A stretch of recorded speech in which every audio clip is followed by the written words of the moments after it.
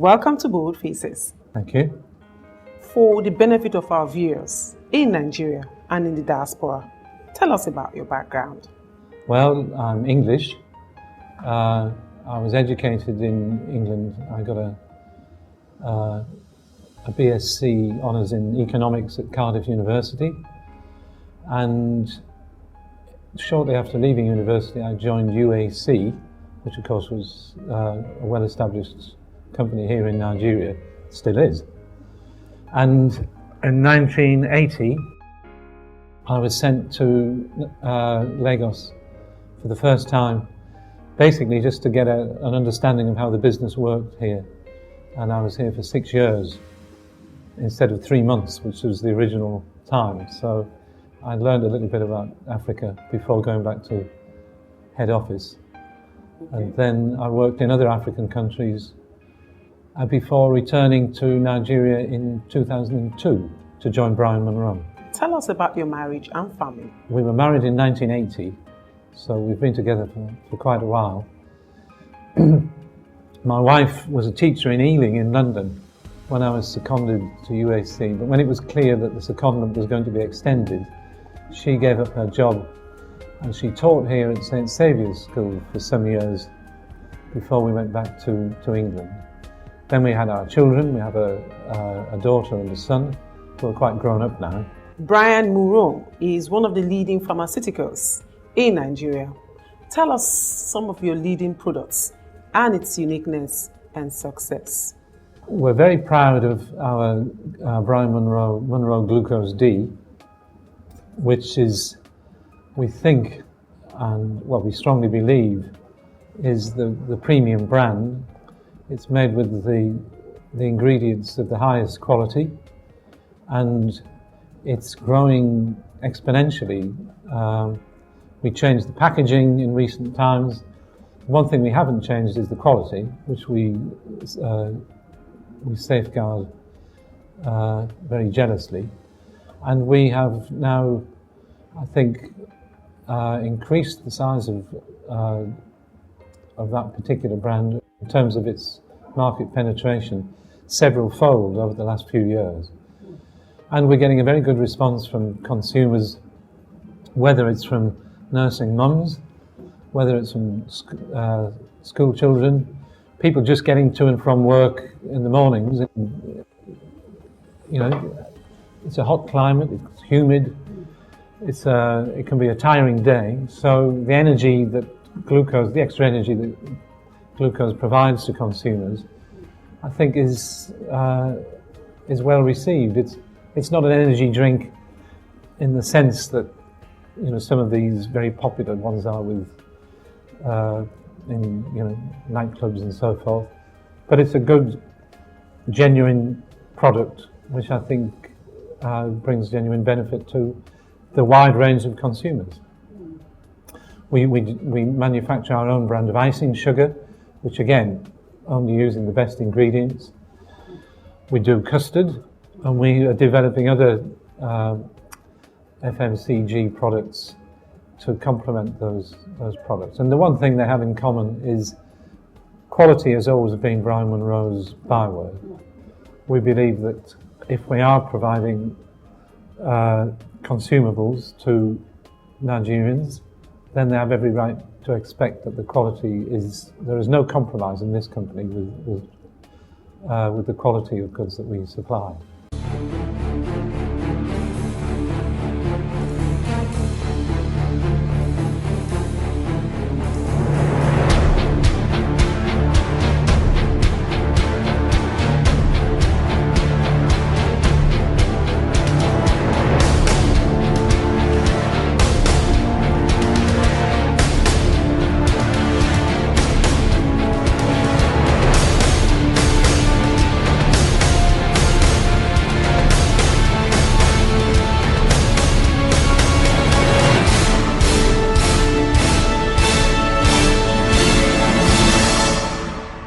Boldfaces, the pinnacle of success. What are your operations and regulations like? In-house, we have our own quality assurance department. Okay. We have our own pharmacist, and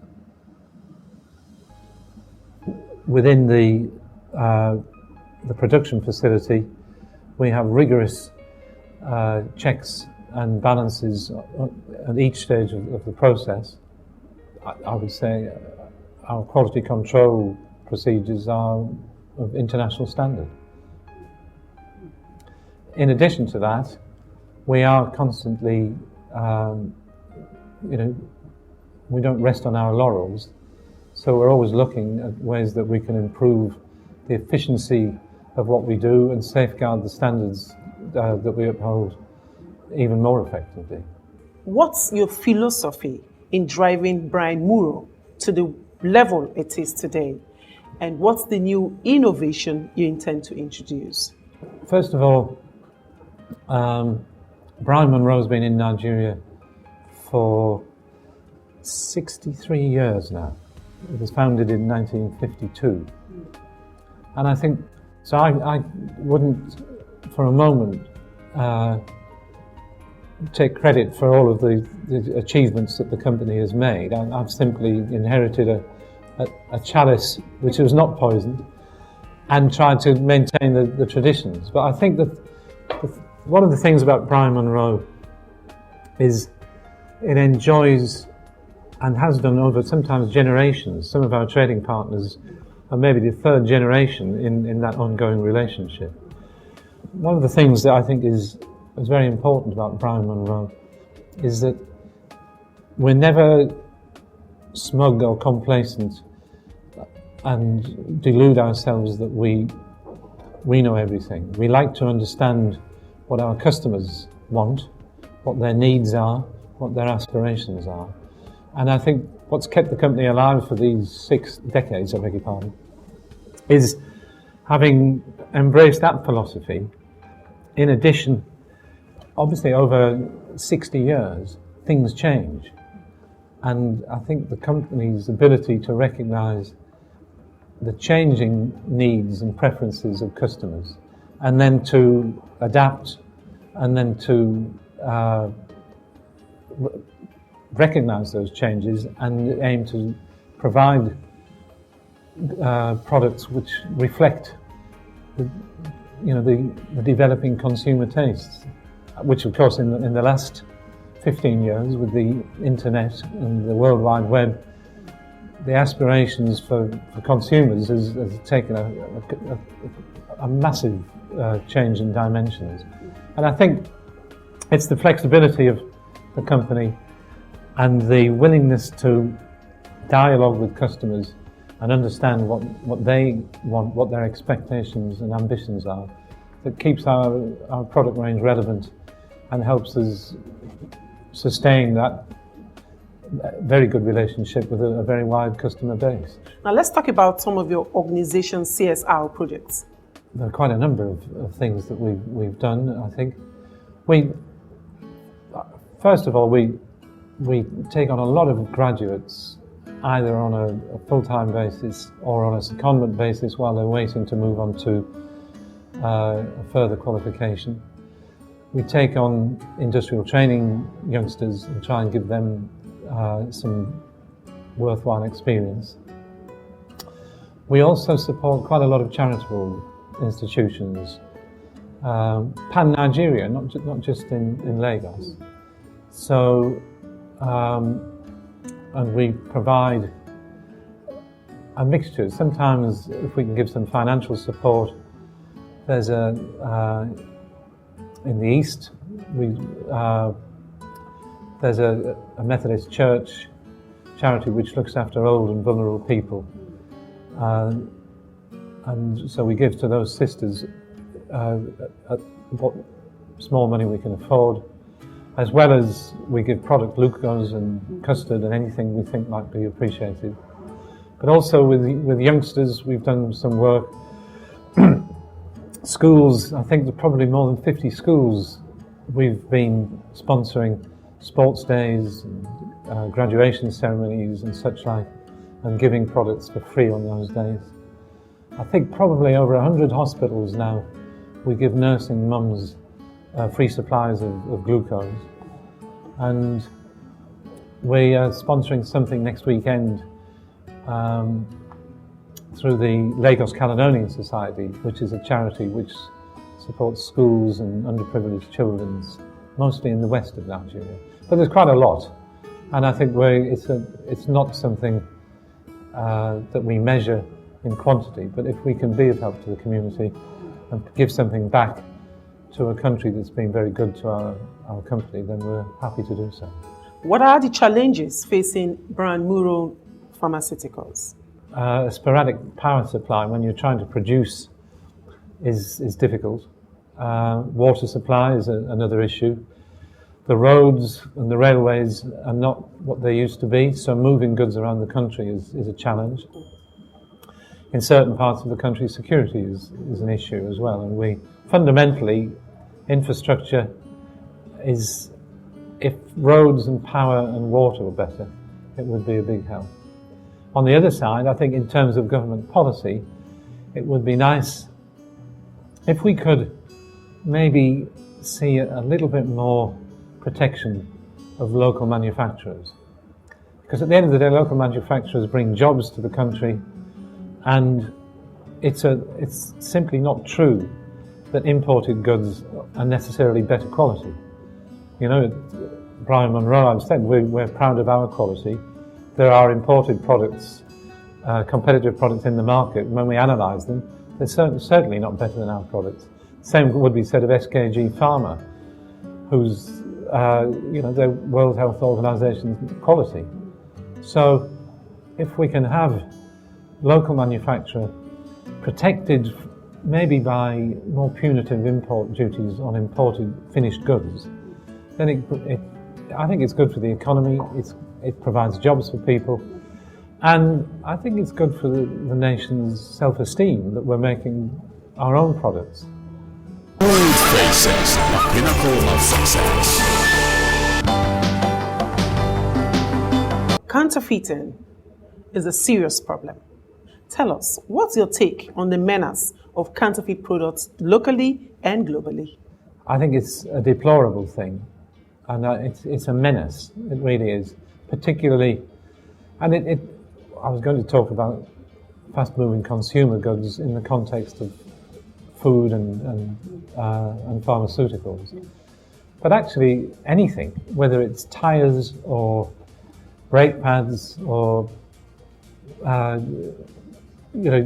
cosmetics, anything which is a fake, which hasn't been properly tested and researched and refined, is putting consumers at risk, whether it's something that they put on their face or whether they eat it or drink it. And it's the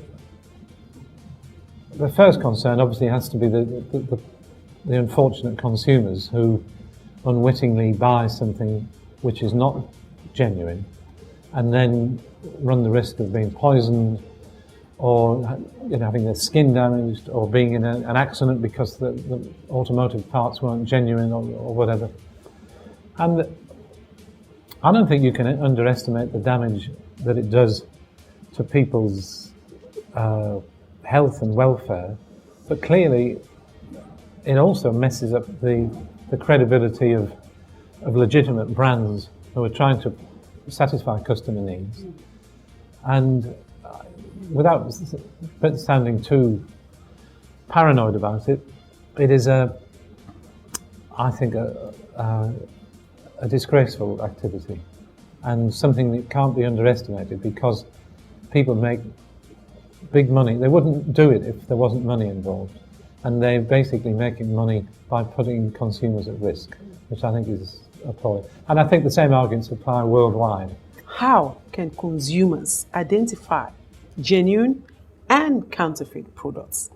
It's not always easy. I think the obvious things, if you took a bottle, for example, and the bottle, if the seal on the cap was broken, then be very aware, be very concerned, and look very carefully at the product you're buying. Look at the packaging. Look to see if there's any evidence of the container or the bottle having been refilled. If there's a sign that you think something might be wrong, then don't buy. Okay. Or if you've brought it home and you look and you're concerned, then don't open it. Or open it if you can and maybe smell it and pour it and look at it. But go to a pharmacist. Or err on the cause, if you're convinced that there is something wrong, then report it to the authorities. Because wherever you bought it from, they had to have sourced it from somewhere. And then that helps the authorities maybe trace the source. So for a consumer, look carefully at the packaging, because of course in most cases it's only when you get home that you can inspect the contents. See if there is a non-refillable, non-return files on bottles, if there is any sort of safety or security thing on polythene packs and things, so that, and I think that it's a very good starting point. So if you see professionally packed and read the information on the pack, and look out for clumsy, misspelt descriptions, poor resolution in print. Try and satisfy yourself that it's a first-class pack made professionally by a bona fide organisation, and read the small print. Boldfaces, the pinnacle of success. Do you think the authorities are doing enough to fight counterfeiters in Nigeria? And what advice do you have for the enforcement agencies? I think the Nigerian authorities are pretty good in trying to stamp it out. NAFDAC and SON and the Pharmaceutical Council, I think, are genuine, and I think they're committed to the cause. They're fighting a difficult battle. No matter how vigilant you are, the perpetrators of this counterfeiting are regrettably resourceful and clever and quite imaginative. And I think it's necessary that government continually reviews and upgrades the regulatory checks and restraints on it, because, as you said, no matter what people do, it seems to be impossible to stamp it out completely. And what we have to do is work together and try and at least limit the damage to the absolute minimum. The country is a big country. The borders are porous. It's easy to cross from east, north or west, really. So I think it's simply constant review of the practices that they have in hand, making sure that they're still up to the mark and they're still relevant to the threat that's on hand. And recognizing that these people are very crafty and very persistent, keep reviewing, and upscaling, train the personnel, and making sure that they carry on the good work, and like we try to in our business, constantly improve, because clearly they recognise the danger at hand. So more grease to their elbow, so that people can go shopping with confidence that they're buying a legitimate product and they're feeding their family with something that's not going to be harmful to them, in a very simple terms. Boldfaces, the pinnacle of success. Aside business, how do you unwind? Well, I used to be a keen golfer. In fact, when I was young, I played a lot of sports. But at the moment, when I get a chance, if I can play a bit of golf, I enjoy that. That's a good break. I used to play football a lot when I was young, and I'm still very interested in football, but I don't play anymore. Sometimes on the beach. That takes me to another question then, if you love football. Okay. I know what the question is going to be. Okay. And I have to be very careful here. Okay. What's your favorite football club? I think since 1964, maybe 1964, 65. In England, we had one channel of television then. Football was only on when it was the FA Cup final. By then, George Best was my hero. So Manchester United was the team I followed and have done ever since. And I've passed it down to my son and my nephews and my wife. But I have a confession or a secret. Okay.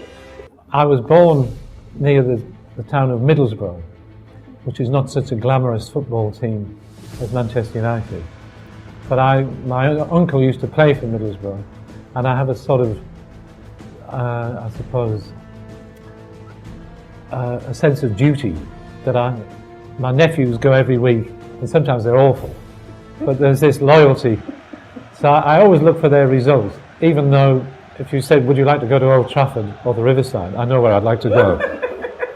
So Manchester United officially, but quietly Middlesbrough on the side. Now, in terms of entertainment, what's your favorite music and musician? When I was young, it was the age of the Beatles and the Rolling Stones and, Stevie Wonder, Tamla Motown. So there was fantastic music everywhere. Boldfaces, the pinnacle of success. Boldfaces is an inspirational program. Tell us the bold step you have taken that you have benefited from. Wow. Maybe getting married, but that was an easy decision. I suppose actually one of the things which I did, which at the time seemed like a bold step. I was 25. I'd only been working after university for 2.5 years, and I got a tap on the shoulder and said, we want you to go to Nigeria next month. And somebody who'd never been further than, well, probably France. I thought, blimey, that's a long way away. And I just got engaged to be married, and I was happy living in London, and we had a great social life, and what's not to like? But I thought, well, you may never get this chance again. And although I don't really know where I'm going or what I'm getting into, this has to be an opportunity, and you either seize an opportunity or you regret for the rest of your life what might it have been like. So I said, yes, I'd like to go. And 35 years later, I'm in Nigeria, enjoying Nigeria still. So for me, taking that bold step was the right thing to do, and I never regret it. And I would recommend to anybody, if you have any misgivings about a choice, then weigh up the pros and cons. Say, what have I got to lose? I can always come back if I don't like it. But not to go would have been timid and foolish. So that was my step. Wow. A bold face who has taken a bold step and today is on Boldfaces. My name is Paul Wilson. I'm the Managing Director of Brian Monroe Ltd, a company which has been in Nigeria for 63 years. Please, when you go shopping, always check that what you're buying is a genuine first-class product. Be very vigilant. Look out for counterfeit products. Counterfeit products are a plague in the world, and they are a menace to Nigerians. Show counterfeit products the red card and chase them off the Nigerian field. Thank you for showing up on this special episode of Boldfaces, and thank you for educating Nigerians on the risk of counterfeiting. Thank you very much. I've enjoyed it. Thank you. Hello, my name is Paul Wilson, and you're watching Boldfaces with Tricia. Boldfaces, the pinnacle of success.